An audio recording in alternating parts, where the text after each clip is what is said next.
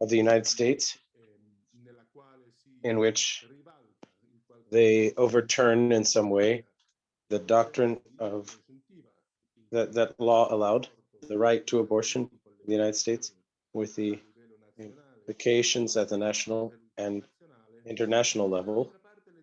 On the other hand, the themes that we face from the bioethical point of view, from regarding the end of life themes, and also the investigation to the aspiration to immortality, or the in a digital form or in a concrete form. This theme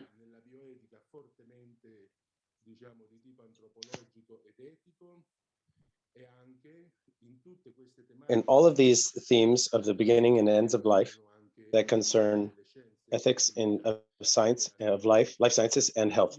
We'll be dealing with that. I give a cordial welcome to you, and I thank, first of all, to Professor Michael Baggett, who with great care and with great effort, he organized this evening together with Maria Selva, which will allow us certainly to hear from the hand of experts in the field of in the international level, and they'll talk to us about what the scientific aspects are, and the anthropological aspects and ethical aspects and social aspects, and also legal aspects are of that we will deal with in these themes. So I thank you in particular. I thank Professor Charles Camosy, who is connected with us from the United States, and Professor Stefano Semplici. And I also want to greet Father Gonzalo Miranda, who will accompany us in this afternoon. Welcome, and I hope you get off to a good start with your work. Okay. For that introduction, as you can hear, this first part of the two main parts of our webinar will be conducted in English, and there is also an important update to the original program that some of you have received, as we thought to do this webinar to engage with contemporary themes related to death and immortality. We had planned a number of talks, and then on Friday, quite unexpectedly, we had this major Supreme Court decision.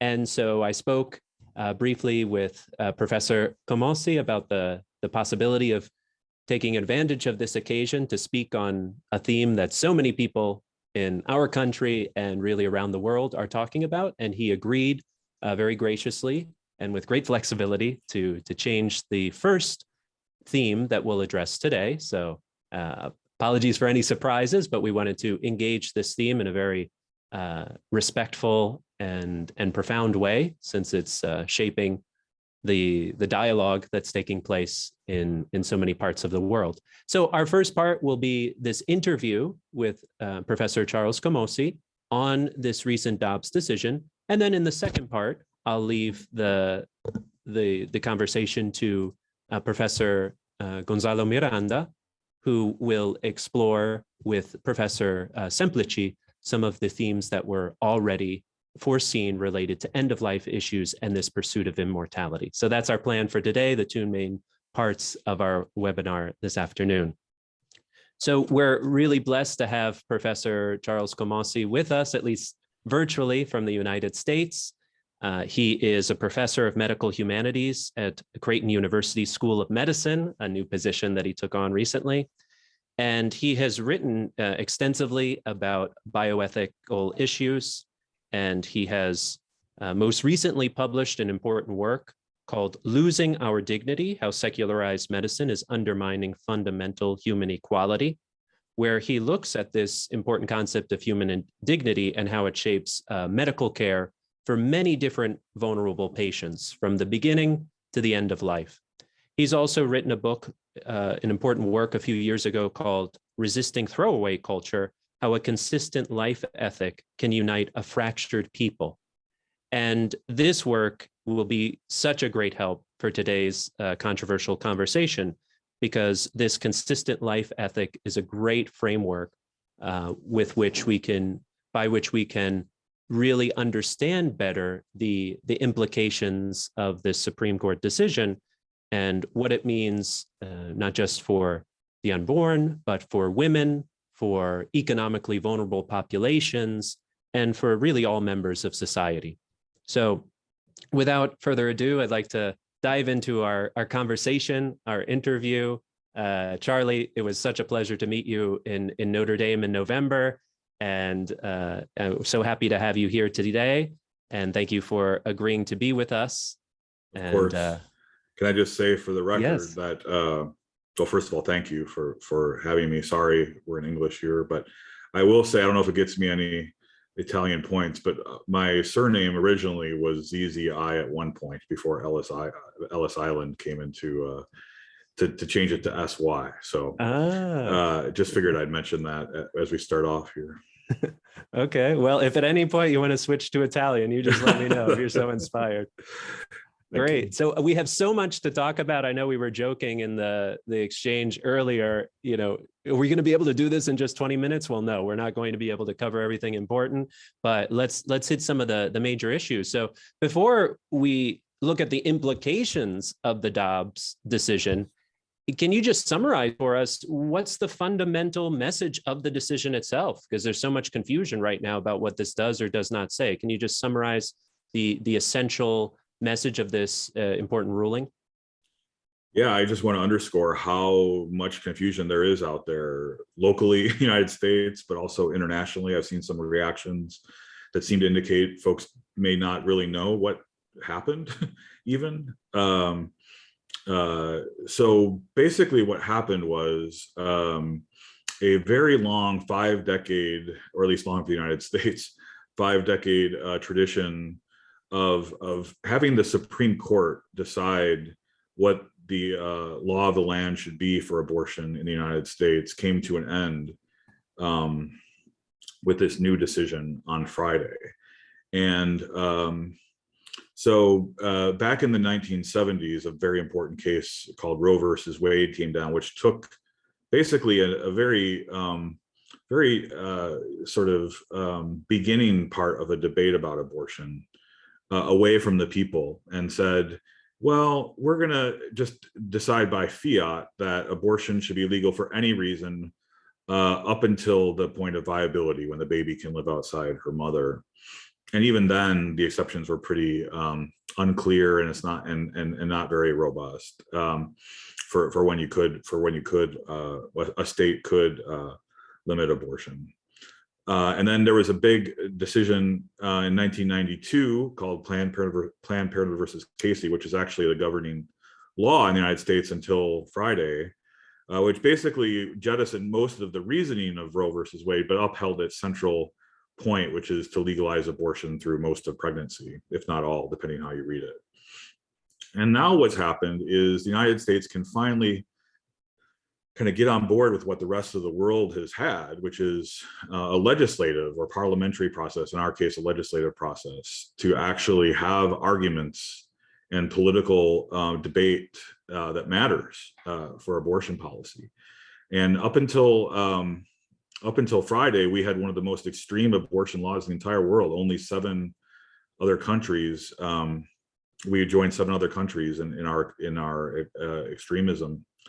But now each individual state, it looks like, there could be a federal law, but it looks like each individual state will be able to have a political process, to have arguments and debates that actually matter for coming up with their public policy.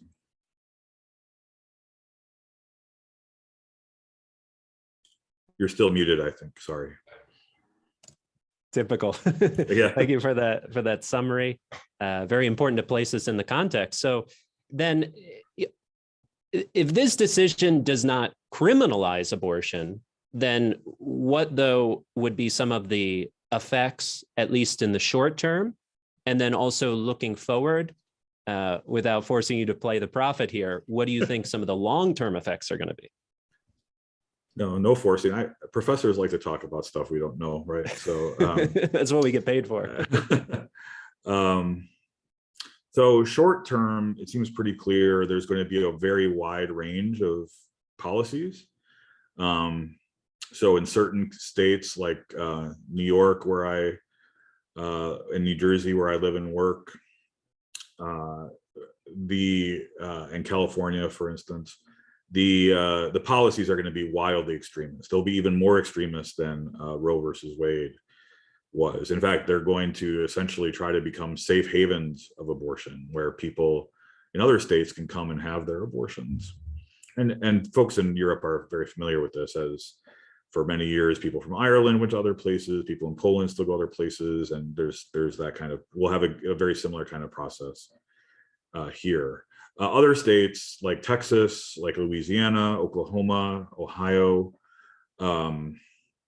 Idaho, and a few others will have really significant restrictions well into the first trimester. Some will maybe try to ban it altogether, which may get difficult at the very early stages from a practical point of view. But and then there will be other states which will be somewhere in the quote middle on these things, where they'll have policies which maybe look more like a kind of European style 12 to 16 week threshold with exceptions and whatnot.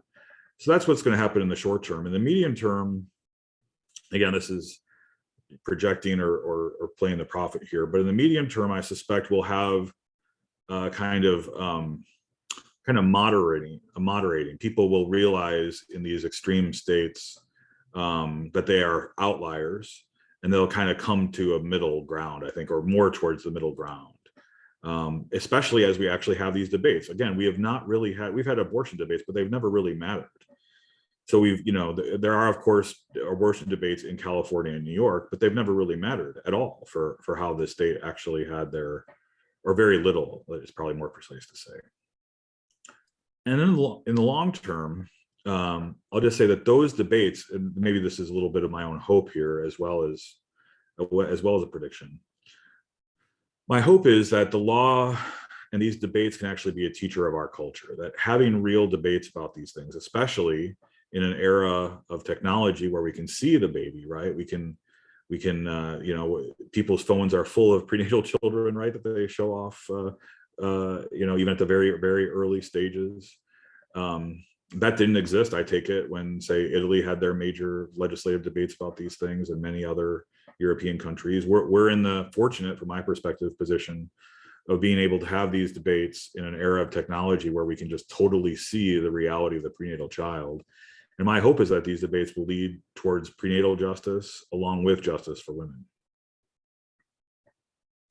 Great. Well, we can certainly hope so. You really laid out well, concretely, how polarizing this issue has been, and unfortunately will continue to be. And one of the things that I've admired very much about your work, even before I had the pleasure of meeting you last year, was the fact that you've wrestled seriously with this problem of polarization, and you try to get us beyond the false dichotomies and the sort of simple left versus right, at least from a US perspective, a simple Republican versus Democrat, or woman versus unborn child perspective.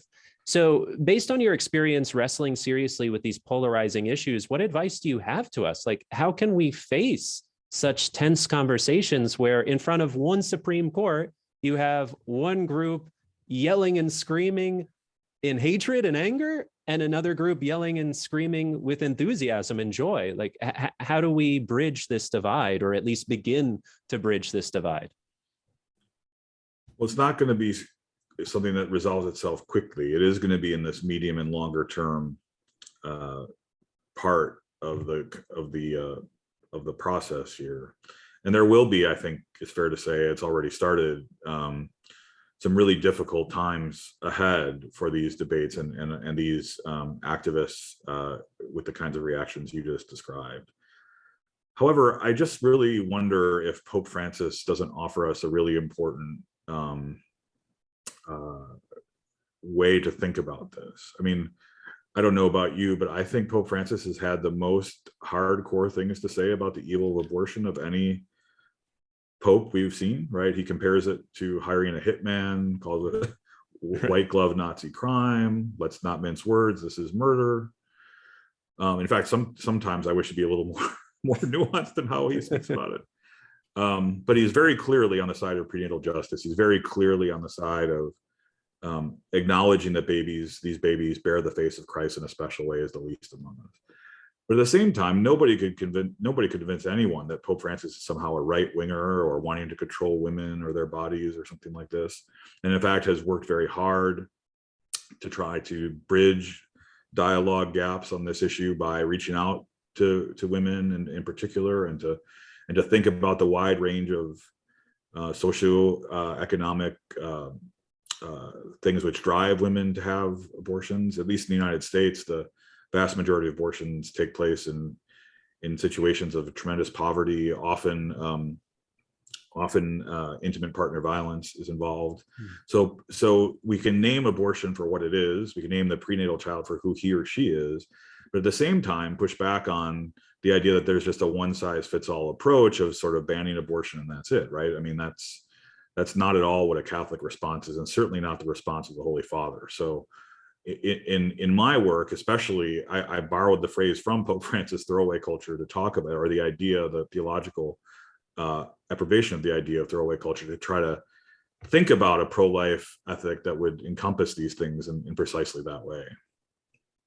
No, that's really beautiful and so important to draw on the fullness of our heritage, right? Because of course, as Catholics, we're not reduced to a particular political party, and we have so much to say about the dignity of all human individuals at every stage of life, right? As you've written about.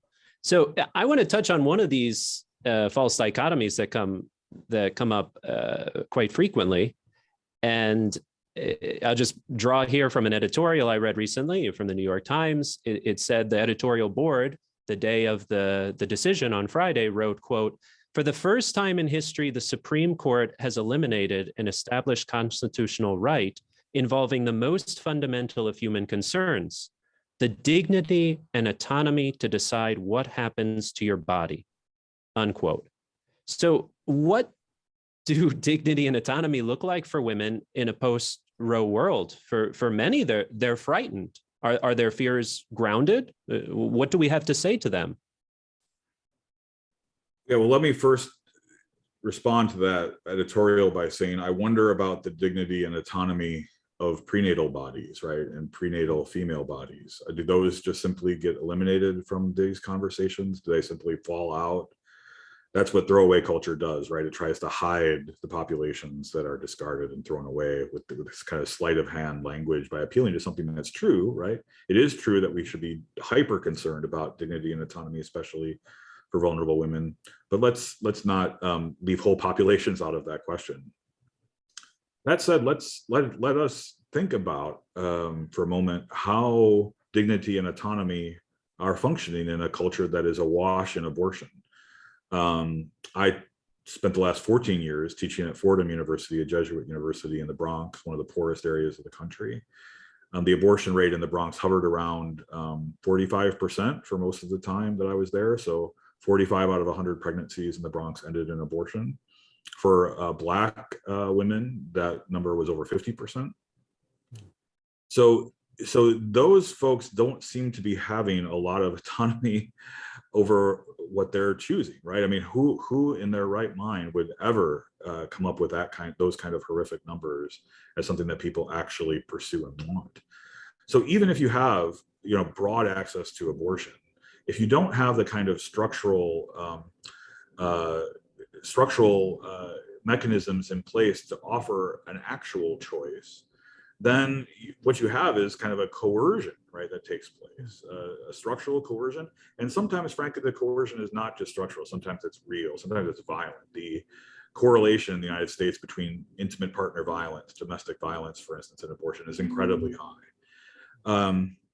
What pro-life feminists like myself actually really point to is that abortion has become an unchoice for women in the United States. It's something that kind of is defaulted to. And let me finish this point by saying the populations most likely to be against abortion in the United States are precisely these impoverished, vulnerable populations. So for households making under $40,000 a year, if you're living in that kind of household, you're most likely to identify as pro-life. If you're in a household making over $100,000 a year, you're most likely to identify as pro-choice. So in a diabolical situation, what we have in the United States here is women who are impoverished and who hate abortion, don't want to have them being structurally coerced into having abortions they don't want to have. And then having privileged populations say, this is your autonomous right to do. obviously there's deep problems with that kind of perspective. Yeah, no, absolutely. And it's so important to remember that the economically vulnerable are often the ones who suffer from the legislation that we've lived with for so long, and that we hope is shifting in a different direction now. Can you speak briefly here on the relationship that you see between these issues of prenatal justice and some of the other issues that you've been exploring regarding human dignity, especially within this consistent life ethic that you've advocated for? Yeah, so at bottom, I mean, I think St. John Paul II had something really important to say about a culture of life versus a culture of death, and he was right about that in a profound way.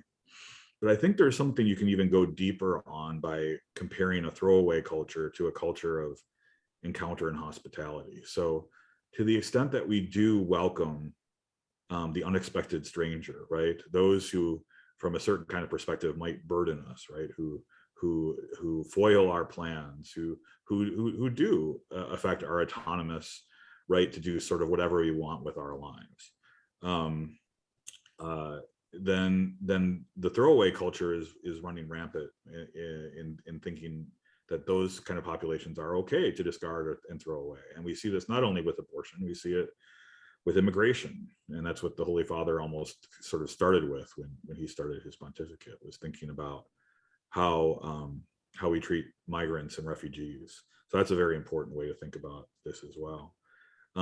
I've been doing a lot of thinking and writing about how we think about the elderly and the disabled when it comes to these kinds of considerations as well. Do we welcome them as we welcome those who are more convenient, or do we tell ourselves stories about how we can kind of shuffle them off into essentially what, at least in the United States, are like warehouses of death where people sort of go to die, or even in certain countries, I think this is just starting in Italy, unfortunately, but are having explicit violently throw away folks by giving them a so-called choice to have euthanasia or assisted suicide.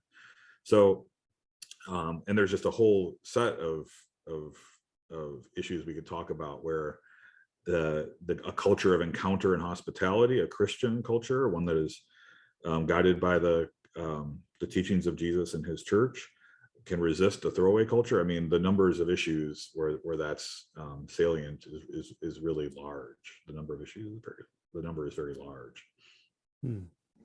I mean, so many issues to address.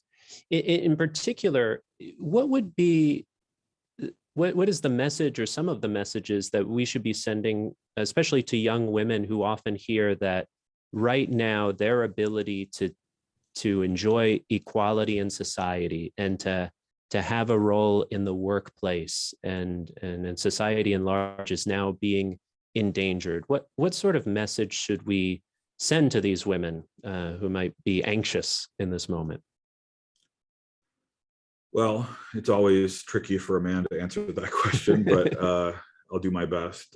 First of all, let me just start with an apology on behalf of men who apparently are not willing, at least in the West, most of the developed West, to create economic structures that were not created for men.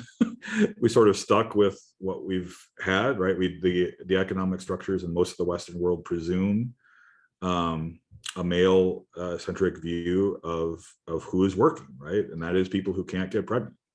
And I know this varies from country to country, but for the most part, we still haven't, certainly in the United States, we have not created a culture where women who can get pregnant have essentially the same possibility of doing the jobs that men who can't get pregnant are doing.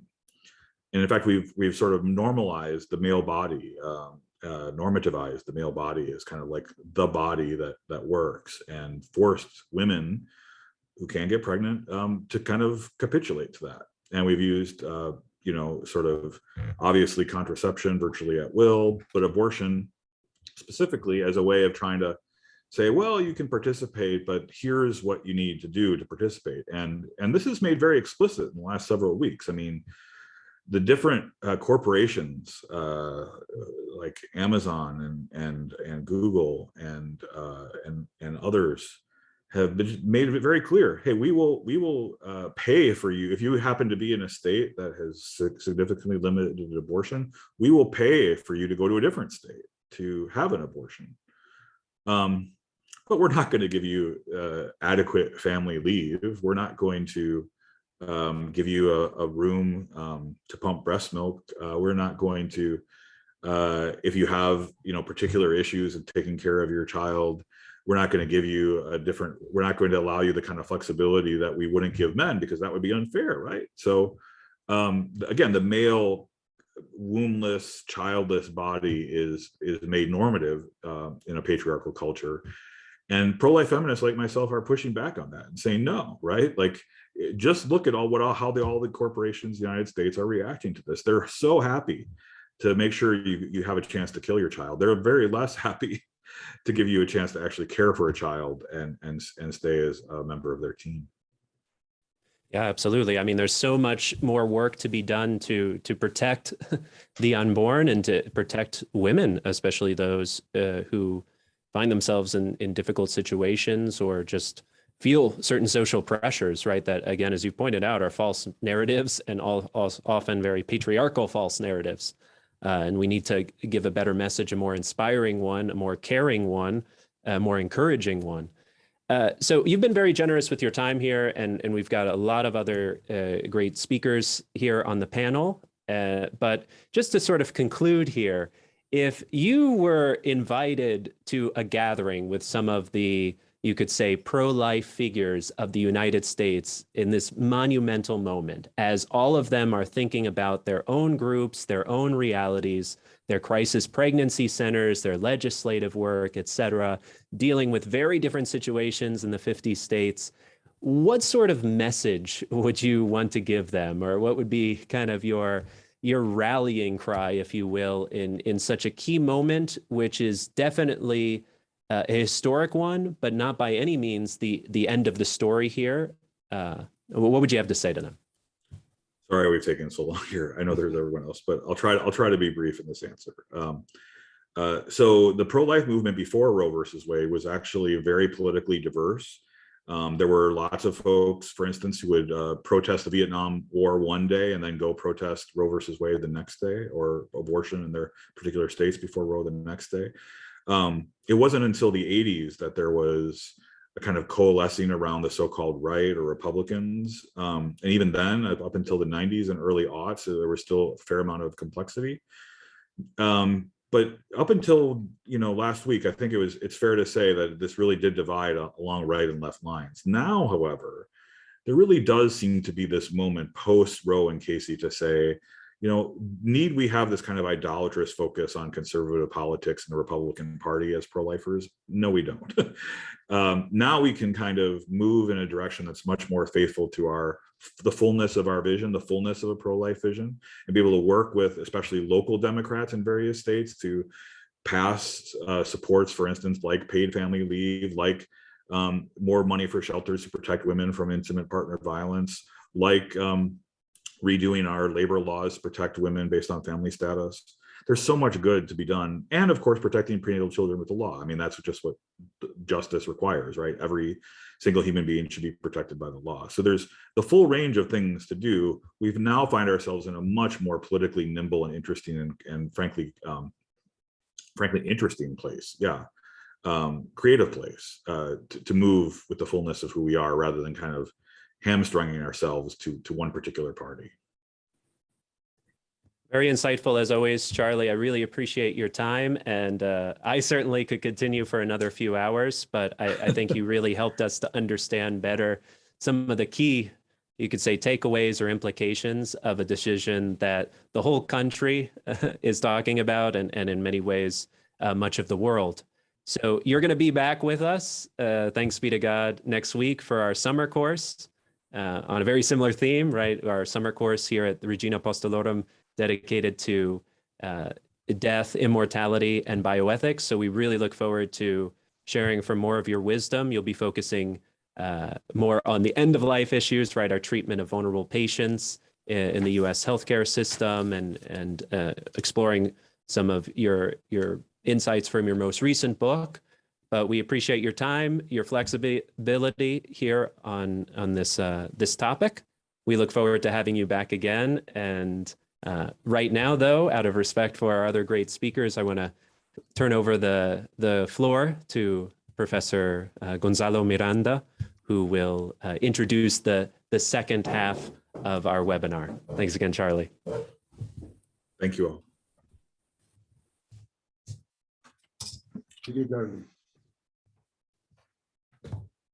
Thank you very much, Father Michael.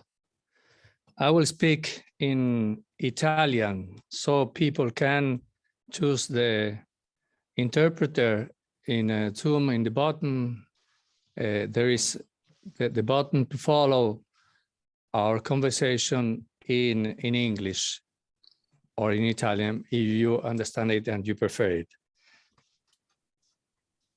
Brevemente presento il professor Stefano. Briefly, I'll present Professor Semplici, who I really appreciate, and I thank him for having accepted our invitation to participate in this webinar. He is ordinary professor of social ethics at the University Vittorio Vergata, where he teaches moral philosophy. And for a long time, he's dedicated himself to the theme of bioethics, on which he's written various volumes.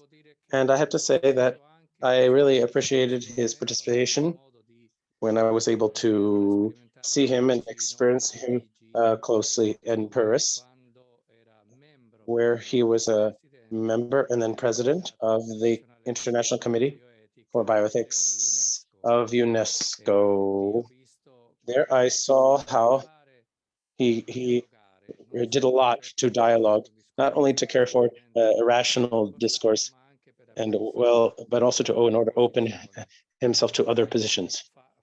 We had a beautiful lunch with Monsignor Follo, the permanent observer at the UNESCO, observer at the Holy See, and from then we have this connection, even if we have not spent a lot of time with each other. Okay, now I have the opportunity to participate in this encounter, which I've decided to do in a answer questions and answers session. Professor Semplici, I'll ask some questions to him, and then if there's time, I will open a space to open into another theme. But we'll do it calmly. But if necessary, we'll use the remaining time to organize this interview well. Now, my first question, the theme is, I have this title, the search for immortality, emerging technologies, and anthropological questions. You see here that there is seeking of immortality on the one hand. This is a human impulse, and the other is technology and what is called emerging technology. And finally, anthropological questions. These realities, are they in association with each other? Certainly, probably yes. Okay, first question I can ask.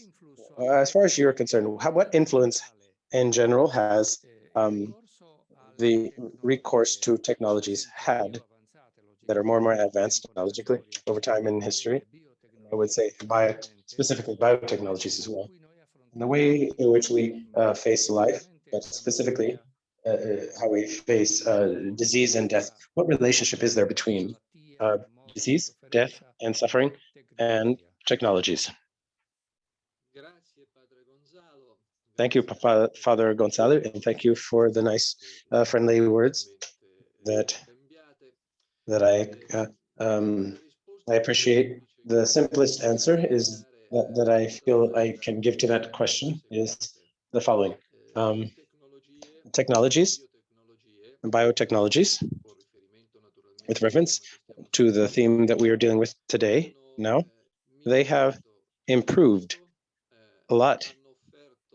They've offered to more and more powerful tools to humanity to fight against suffering in order to eliminate, to delay the moment of death and to render more effective the containment of diseases, which for many centuries were presented a real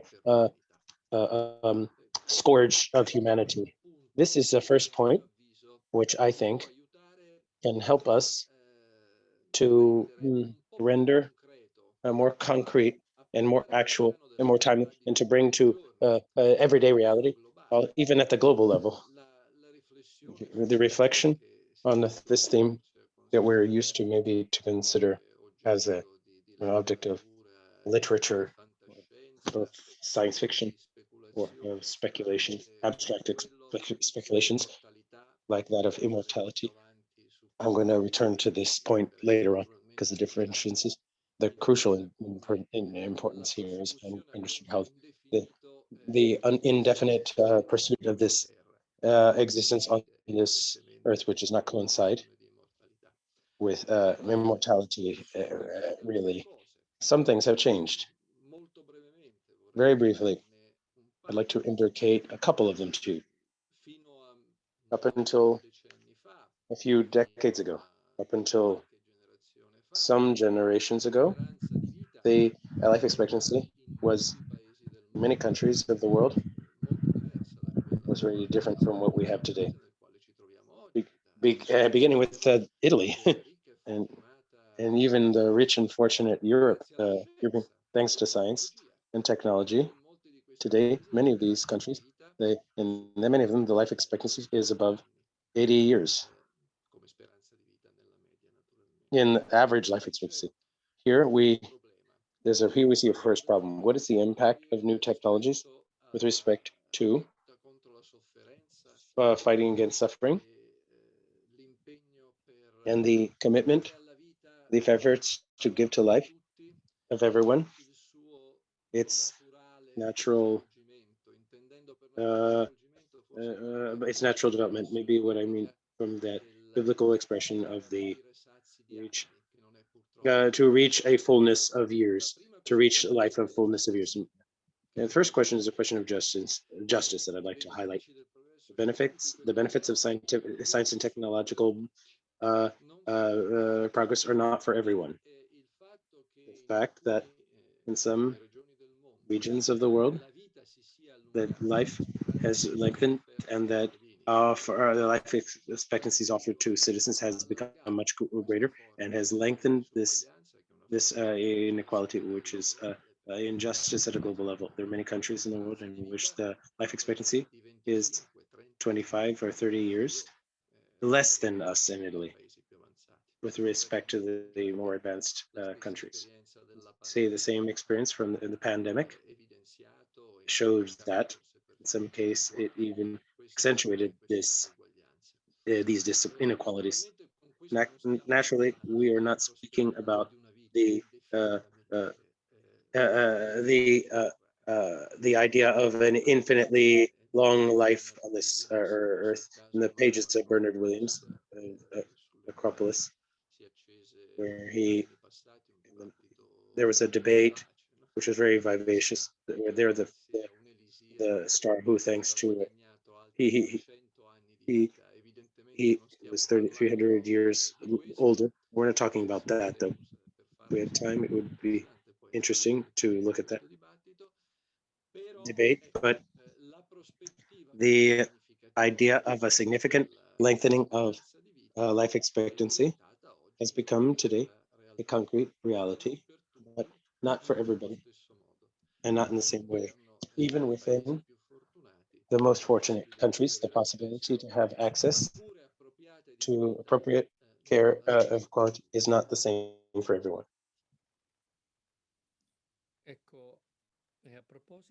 Okay, regarding this case, this person, this figure who lives for 300 years, and he decides to end his life. In that case, to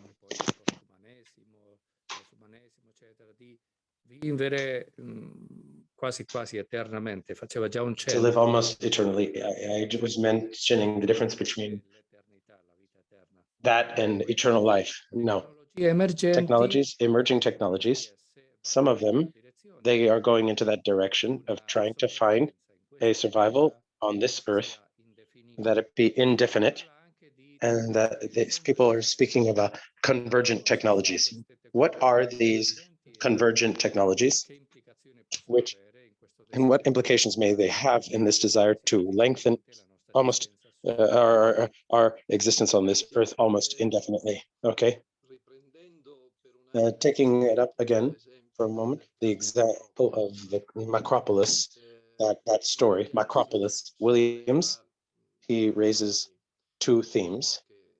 And the first, Father Gonzalo, no, he evoked, it goes back to that, what Williams defined as the exhaustion of categorical desires. And if someone lived forever, those desires that we think that life is worth living for. Now, at the same time, he recalls the question of identity. Who is that I who am living in a certain experiences in the past, in passing, and spending a certain length of time? That's so long. Naturally, reflection of Williams was gone deeply into, and he framed each of these, but when he frames each of these issues, I'd like to pick up for just a moment the question of length of life, because naturally could be the background of another theme, which would be evidently interesting to deal with today, but we can't do it. In what way can we imagine an indefinitely long life? Even the protagonist in Macropolis, in reality, as Father Gonzalo reminded us, he chooses to not drink the elixir of life anymore. He chooses to not have another 300 years of life. So when we speak of our mortality and our hope for more immortality, we're talking about a very significant lengthening of our life on this earth. Automatically, this would pose an important problem, which is that of the nature of that condition. Is it a destiny, a choice, is an imposition of someone else? Is it a privilege of someone with respect to others? Because maybe not immortality on this world, but the privilege of a very long life, which is cared for adequately, could be at a certain point, and for certain people, not for everyone. In the case of Macropolis, he's the protagonist is the only one who lives for more than 300 years, but for everyone else, it remains normal length. And more specifically, the second theme, which Father Gonzalo raises. Okay, now this helps me to pick up the question of identity again. I would like to answer by asking a question on what are we going to make these new and very powerful technologies to converge.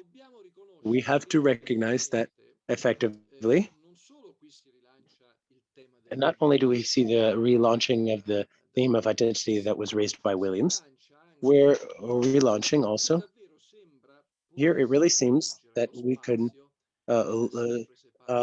narrow the space that science fiction speaks about regarding reality. Okay, in the end, we could also propose it as the theme of the relationship between lengthening of life of the me, the I, and the lengthening of the life of one's own body.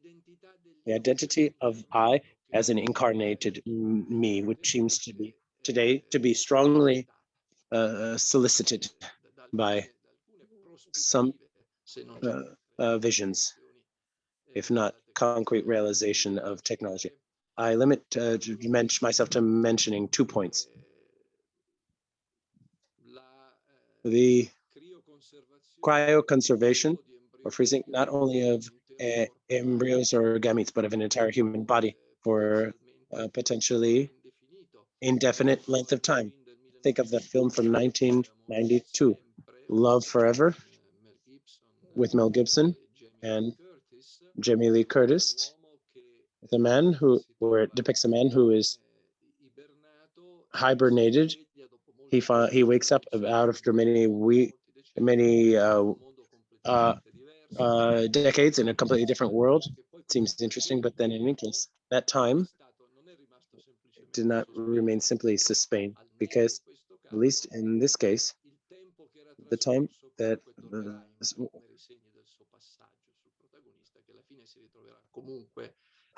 the protagonist will find himself elderly in any case eventually.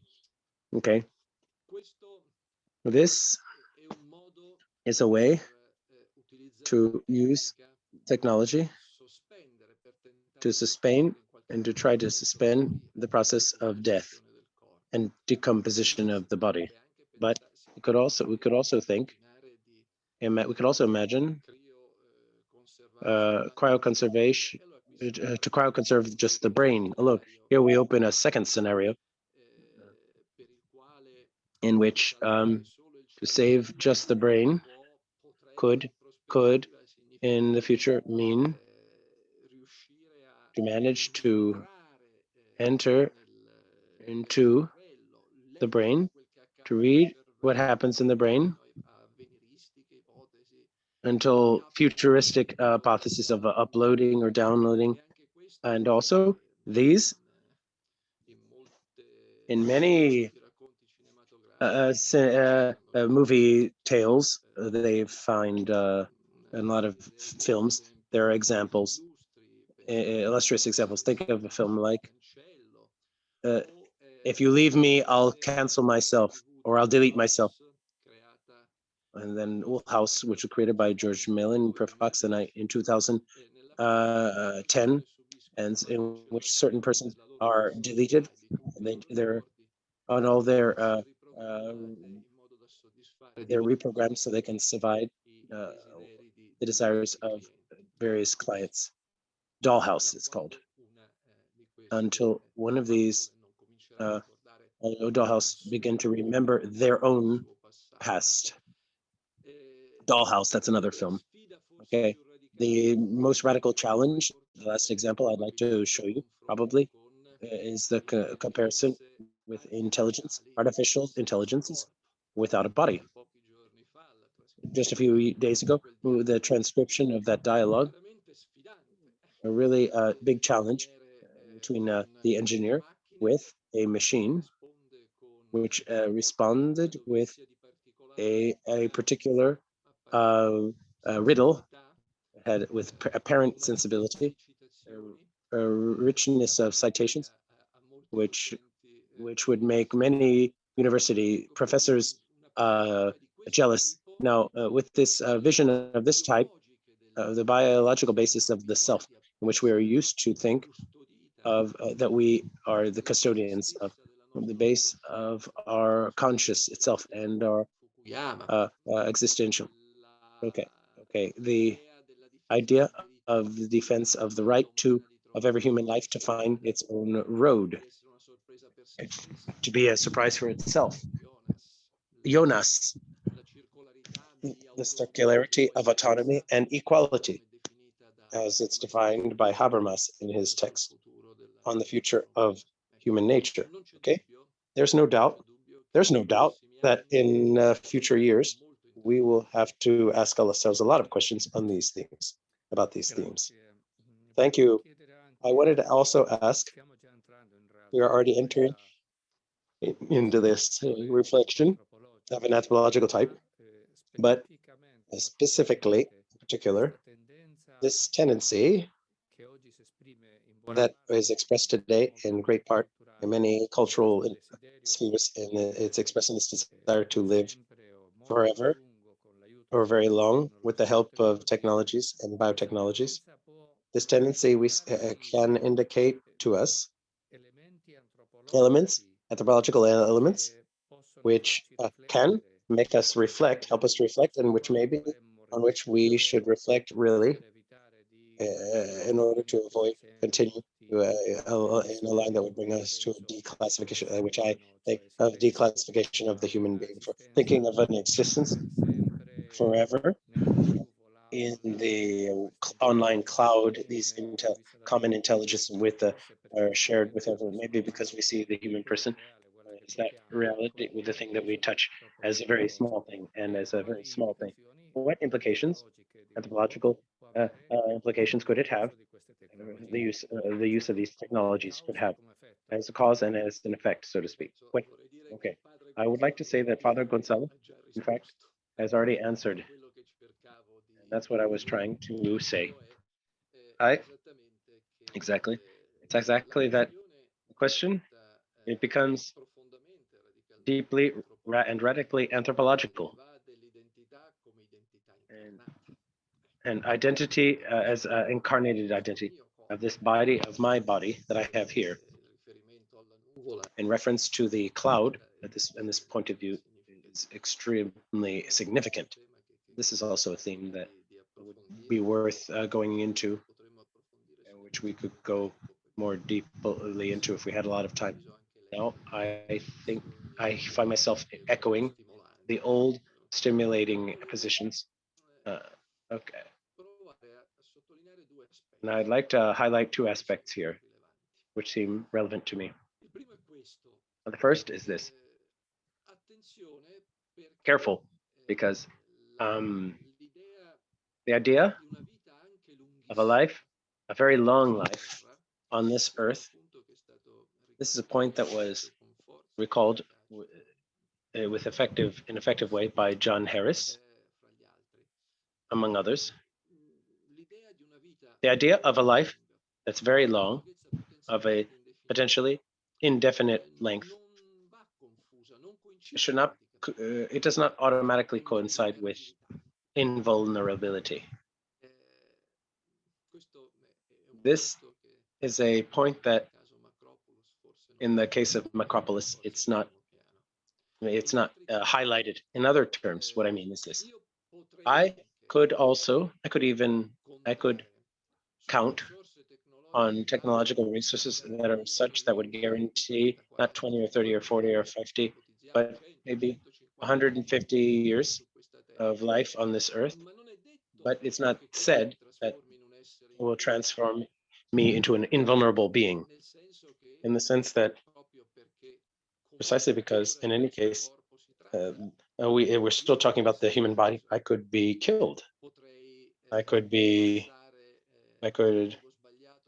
go in the wrong place in the wrong time and find myself involved in an explosion. The lengthening of life does not imply automatically the conquest of invulnerability. Okay, this, I think, contributes to keep ourselves linked to the dimension of the human being that we are more used to thinking. Okay, the second observation I'd like to make, I think it's unavoidable to make it, is that immortality, since it is not coincide, a very long life does not, in the same way that it does not automatically coincide with invulnerability, in the same way, does not coincide with immortality, which is not. Here we're entering into the territory of religion and Christianity, Here we have the problem of the resurrection of the bodies and what it means, all of that. We were saying that earlier, but anyway, I was saying immortality is not the lengthening and an indefinite lengthening of this life on this earth. Immortality is the passage to a dimension, a different dimension, to face with God. Certainly, from this point of view, it might be difficult to it would be difficult to avoid a challenge like the one that's proposed by Jonas when he takes positions in this debate regarding the idea that a life that's too long ends up being unavoidably, it becomes apathetic. Jonathan Glover says, okay, but I would not mind testing it out and trying it out. to live a couple million years and see how it would go. And then maybe I might decide. Okay? The idea of a couple of million years or more, it's not immortality, certainly, but certainly it challenges the thought of an immortality that would become an eternal face with God. And taking into account also in which the idea of how this is rooted in our daily existence on this earth, and how important it is, how important the religious message is. Okay. I don't know if the screen froze. In any case, we were reaching the end of this meeting, which is very brief.